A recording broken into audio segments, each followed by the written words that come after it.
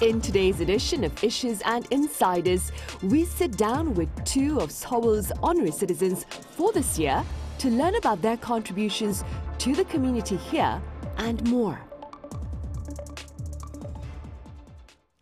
Hello, it's Friday here in Seoul and you're watching Issues and Insiders. I'm Min Sunhee. Today, I have a special pair of residents here whose efforts to promote a broader sense of well-being within the local community have recently earned them much applause from the Seoul Metropolitan Government. For this, I have Laura ACOSTA here in the studio. Laura, it's a pleasure to have you here. My pleasure to be here too. Thank you. I also have Rahil AHMADOVA with us. Rahil, it's a pleasure as well. It's my pleasure. Thank you. You're most welcome. Laura, we'll start with you. Let's begin then with a few words about your personal journey here to the country. When and why did you choose to come to Korea, and what has been keeping you here? A lot has been keeping me here. So I'm Laura from Switzerland, and I'm originally an East Asian Studies major. So I was studying in China in 2008 when I met some lovely Korean friends who invited me to come over to Korea, impromptu basically on my way back to Switzerland, and she even let me stay at her place. So I was really touched by her kindness, and that was a very, very great impression of Korea.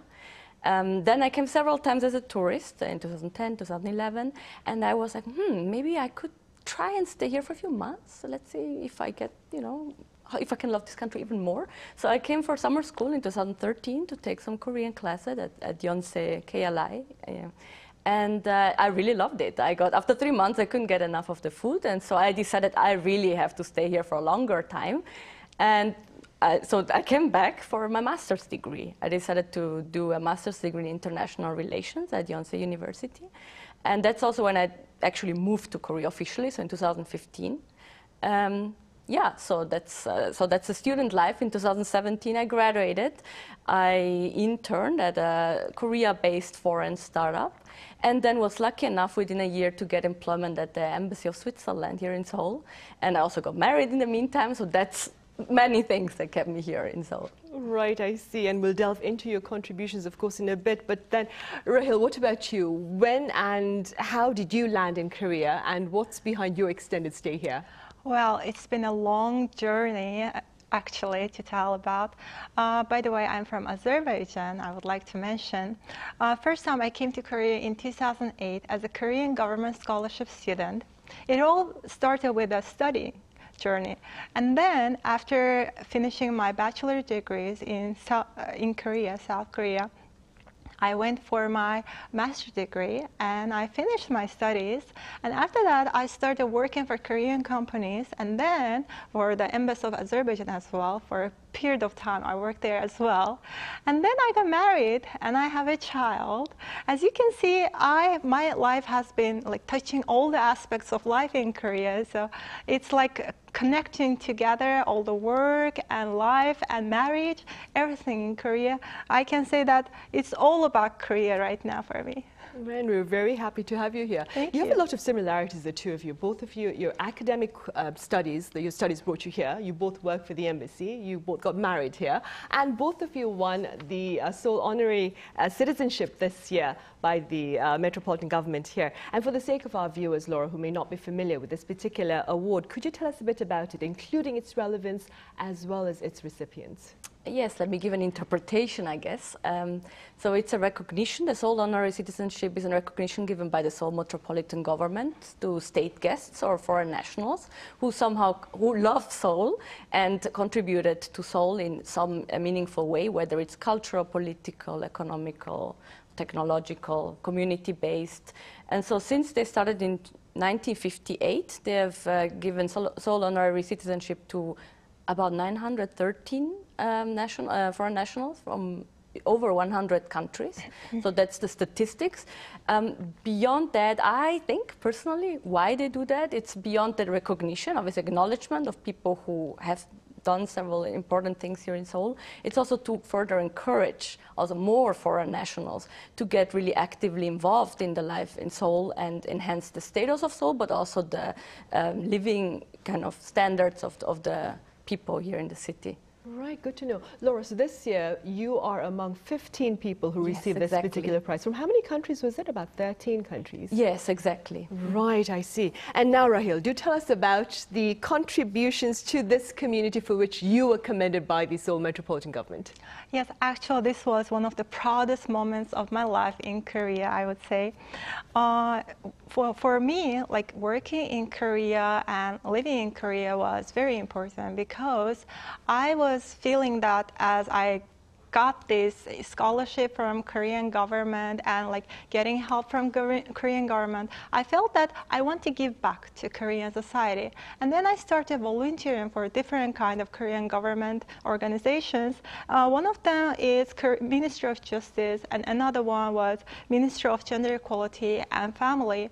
As a part of these organizations, I started working for foreign nationals, for multicultural families who have issues, difficulties in like integrating into Korean society. And my major job was helping them, mentoring them, listening what their difficulties are, and then like telling it to organizations, government organizations, how we can solve their issues. And I think after like working for over 10 years, this got recognized by Korean government, and finally this year was the year that I received the Korean Honorary Citizenship, and it was one of the proudest moments of my life. Right. And Laura, what community work have you been involved in here? I would say there are several pillars, but first my day job, of course, is as a project manager at the Science and Technology Office, so within the Embassy of Switzerland. So there I'm kind of an international bridge builder, helping Switzerland and Korea in education, research and innovation to find collaborations. And specifically I work with startups, so Swiss startups that are interested in validating their solutions in the Korean market and finding partners. That's the day job. Then on the side, my big passion is psychology. So when I first came, in 2015, when I moved to Seoul, I was involved in a lovely meditation community that was really welcoming when I first arrived, where I met a lot of new friends, Korean and foreigners. And after that community kind of disbanded, I started my own positive psychology meetup in 2016. We first started out in coffee shops, just meeting and discussing. And then I stopped during Corona, and then I got involved with Hanokers. So I met one of my former members of this positive psychology community is a founding member of Hanokers, so invited me to join Hanokers. And that's where I then picked up again these positive psychology sessions under this umbrella. So Hanokers, what is it? Hanokers is, well, okay, it's based in a Hanok space, that's why we call it Hanokers, but it's a refugee-led initiative.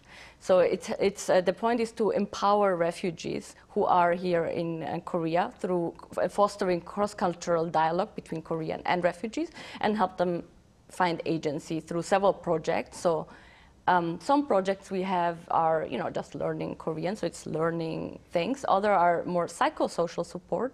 So we have Kukseondo, which is a breathing. Kukseondo is a traditional Korean breathing technique, where refugees can come and get, achieve better mental health. Also, I have my sessions, and the positive psychology sessions. And we have one big networking event called Refugee Insights, which it's once a month, where a specific refugee comes and shares about their journey, where they're from, how they came to Korea, and they engage in a Q&A with a mostly Korean audience about their specific struggles or motivations here in Korea. So just to sum it up, our goal in some ways as Hanokers is to help foster a more inclusive community. So combining, having Korean refugees and foreigners all together and having a discussion about our lives here. Right, I see. Good to know. Rahil, you were talking about multicultural families and your efforts to enhance their lives here. What are some common challenges faced by these families here in the country, and what do you suggest perhaps to better tackle these challenges that they face? Yes, in addressing challenges by multicultural families in Korea, it's important to have a comprehensive approach, because they have different kind of difficulties in life. For example, it's really difficult for them to get integrated into Korean society due to language barrier and not knowing the culture properly, not having enough friends, not having enough job opportunities. these kind of issues are making them to really come into Korea, like feel it as their own home. That's why in order to foster their living in Korea, we need to have different kind of approaches. First of all, having a cultural awareness programs, I think, is very important, because learning Korean culture and really understanding it's very crucial. And then workplace diversity programs, I think, is very important, because foreigners coming to Korea, multicultural family individuals especially, when they're living in Korea, even though they want to work in Korean companies, it's really difficult to really feel it like and work in here, because they don't really understand the culture of Korean workplace. So in order to understand it, they need some kind of education because of that. And then community engagement initiatives is very important in order to feel them to get along with locals of Korea and have like friendly relationship with them. By addressing all of these aspects, I can say that in order to have their Korea as their home, they need to integrate in Korean society by doing different kind of efforts. Right, of course. And as part of that integration, language is very important, as Rahil mentioned. Laura, I understand ACOSTA has a language program for refugees here in the country, right? Could you tell us a bit about that program? Yes, so we had we helped the refugees prepare for their first topic. Often refugees are not based in the city necessarily, right? So for them, finding actually adequate language support, language classes is really hard, and we have to kind of adapt, being flexible to have them included. So we help them with, kind of private classes, or also providing some technical support that they may need, if they need like an iPad or some computer to access online classes. Right, of course. Laura, if you could propose perhaps a policy to enhance lives for refugees here in the country, what would you suggest? I'm kind of divided on that question, because more than proposing a policy, I would say I would propose a new way of creating a policy. I would say it's very important to bring in the refugees in the dialogue for a more inclusive kind of policy-making process, so co-creating policy with the refugees. I think it's up to me to propose on behalf of them. But if to really answer this question, I would say personally, as I really care about personal psychology, I think providing psychological support for refugees is very important, because refugees, when they come in Korea, they face a lot of uncertainty about their status, and so their mental health really suffers. And in that case, if they had this basic support, psychological support, they could rebuild their life and maybe better integrate here in Korea. And from personal experience at ACOSTA, I think we try to engage them in cultural and artistic and other activities. But I think if this base support of mental health is not there, it's really hard to get them engaged. Right, of course. Rahil, speaking from your experience here in the country, what do you suggest to better enhance the lives of both refugees as well as multicultural families here? I think as a policy, I would suggest to Korean government the title was a comprehensive refugee integration program. The basic of this program might be like helping them firstly learn the language in order to integrate into Korean society, because as the refugee families they come, they have like lots of children. While I was working with Minister of Justice, I faced the situation where they come to listen to my lectures, and I saw that they have lots of children who are like adolescent years, very young students, but they have these difficulties in integrate into Korean society because of the language. So learning language would be very important for them.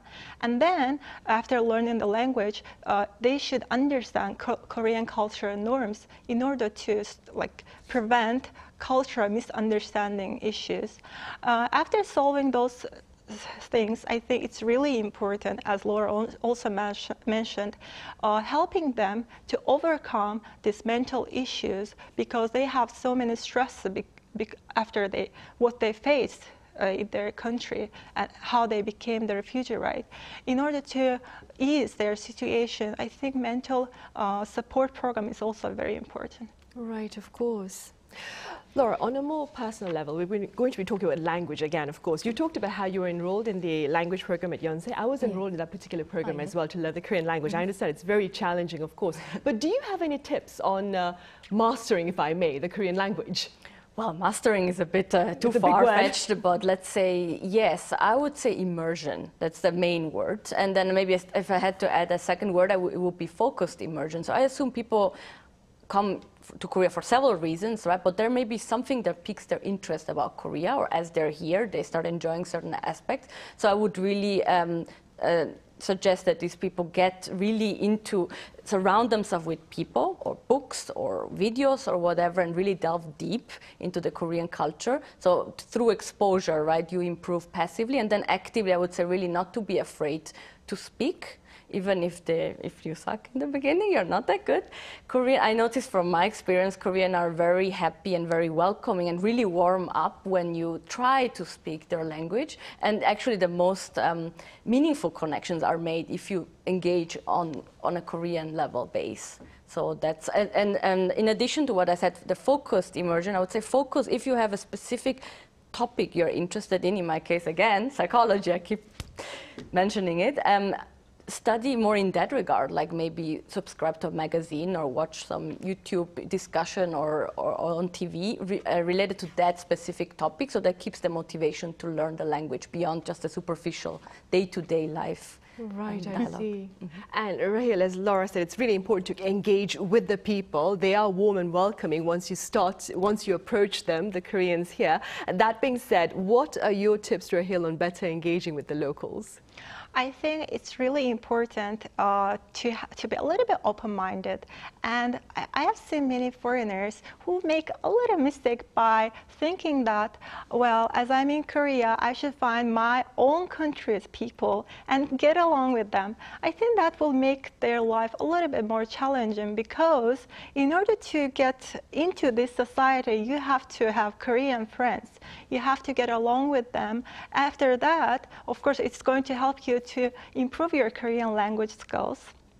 And also learning Korean, not just like by speaking, it's very important to work on yourself as well, because while I was a student in university, it was really hard for me at first to grab this language, because it's totally different, the alphabet is totally different. So in order to get Korean language, to make it mine, I made lots of efforts, like writing, continuously writing, translating my own country's stories into Korean language, and then vice versa. This was the efforts I put into. At the end of, like, after over 10 years has passed, I can confidently say that, well, my Korean is better than the beginning. I think it really needs lots of effort, and I highly recommend it to my fellow foreigner friends to try to improve their language if they want to have a better life in Korea. Right, by approaching the locals, of course, and trying to use the language more often then.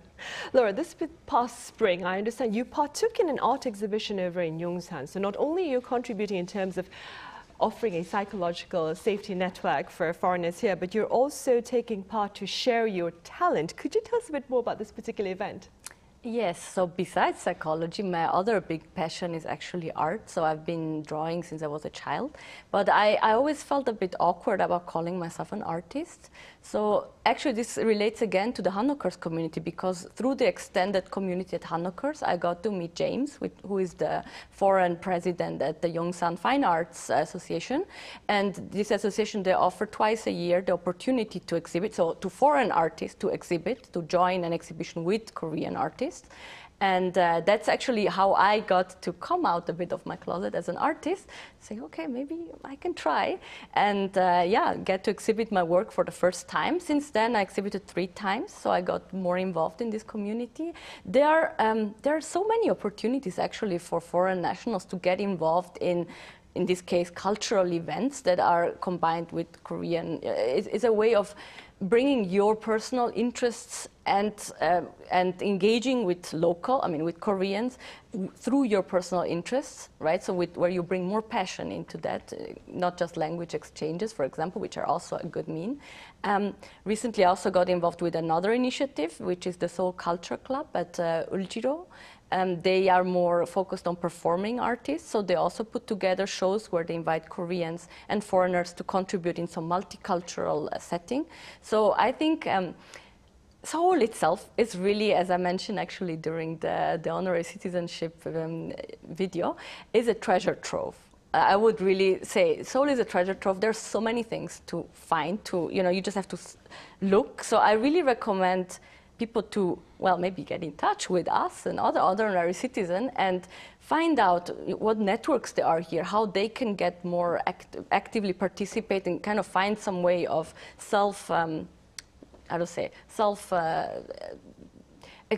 they can express themselves and kind of get expression, exactly. Yes. So through that, so I would say the power of personal networks and the power of really proactively contributing and getting involved in the city.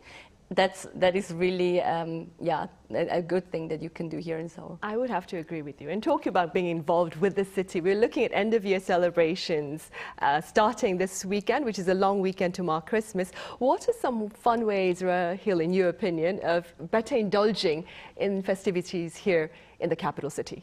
Well, these year-end celebrations are a great way, fantastic way to immerse yourself into Korean culture. Well, foreigners, newcomers can go to bell-ringing ceremonies that's going to be held all over the country.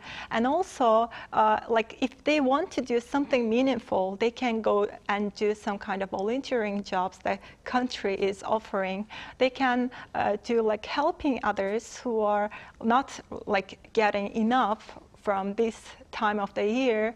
And I think after doing those kind of volunteering work, they will be feeling that the end of the year is more meaningful.